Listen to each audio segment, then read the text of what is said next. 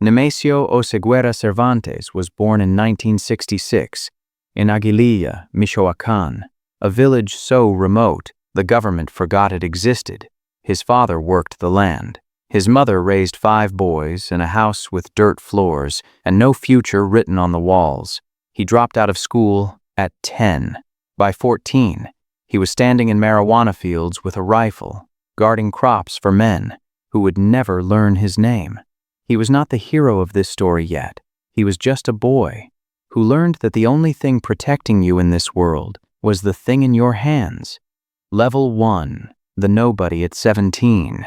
He crossed illegally into California. He didn't find opportunity. He found the drug trade. San Francisco, 1986, arrested at 19 and for stolen property and a loaded firearm. Then again for narcotics. Then federal heroin charges.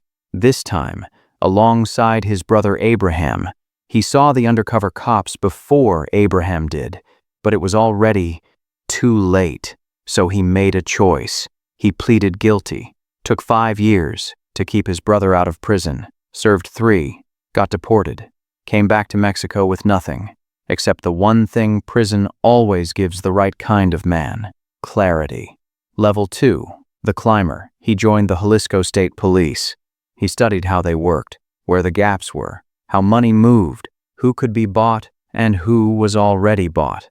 Then he quit. He joined the Milenio cartel and started climbing.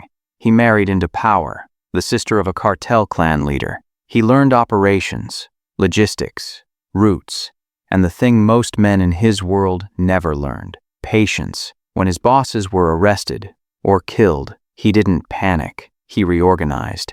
In 2010, at 44 years old, Nemesio Oseguera Cervantes founded the Jalisco New Generation Cartel, the CJNG. Level 3, the military. What he built was not a cartel in the traditional sense. It was a military.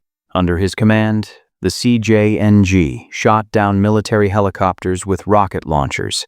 They assassinated judges in their cars. They deployed armed drones to bomb police convoys. In 2015, CJNG ambushed a federal police convoy in Jalisco. 42 officers dead in a single afternoon. The United States placed a $15 million bounty on his head, more than any cartel leader in history at that time. Almost no photographs of him existed. He moved constantly, protected by 400 armed gunmen, landmines around every perimeter, scouts in every village, within 20 kilometers. He had studied the mistakes of every man who came before him. Escobar, too visible. Chapo, too trusting. El Mancho became a ghost. Level 4, the empire. The CJNG expanded faster than any cartel in Mexican history. Within a decade, they operated in 27 of Mexico's 31 states. They pushed fentanyl, methamphetamine, and cocaine into the United States through tunnels, drones, and legitimate businesses.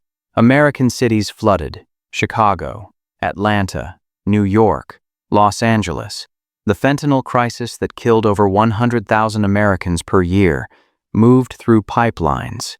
He controlled. He never touched the product. He never crossed the border. He sat in the mountains of Jalisco and ran an empire worth an estimated $50 billion, while governments held press conferences about him, while bounties grew and investigations multiplied. He stayed invisible for 15 years. He studied Escobar and removed the ego. He studied Chapo and removed the vanity. What remained was a man who left almost no image, gave almost no interviews, and ran the most powerful criminal organization in the world from the shadows of mountains, where he once guarded crops for men who didn't know his name.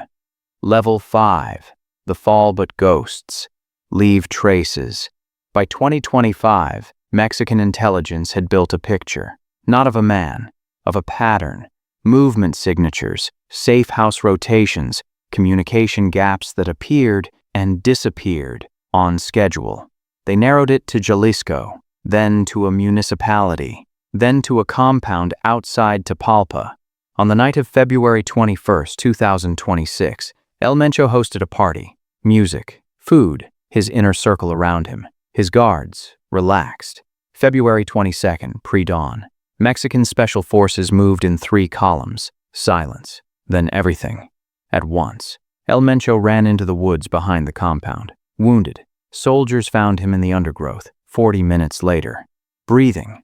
Barely. He was airlifted toward a military hospital. He died before the helicopter landed. Nemesio Oseguera Cervantes, born in a dirt floor house in Aguililla, died in the air over the mountains he grew up in.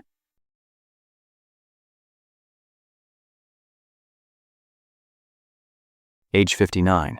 Within 3 hours, burning cars blocked highways across 20 states. Guadalajara went silent, because that is what happens when a man like this dies. The empire doesn't disappear, it fractures. CJNG factions began positioning. Regional commanders made independent moves. Rival cartels began probing the edges. The war for his territory had begun before his body was cold. Somewhere in Jalisco, in Michoacán, in Sinaloa, a younger man is already doing the math, studying what El Mancho built, studying where he made his one mistake. The mountains haven't changed. The poverty hasn't changed. The market hasn't changed. The story doesn't end. It just changes hands.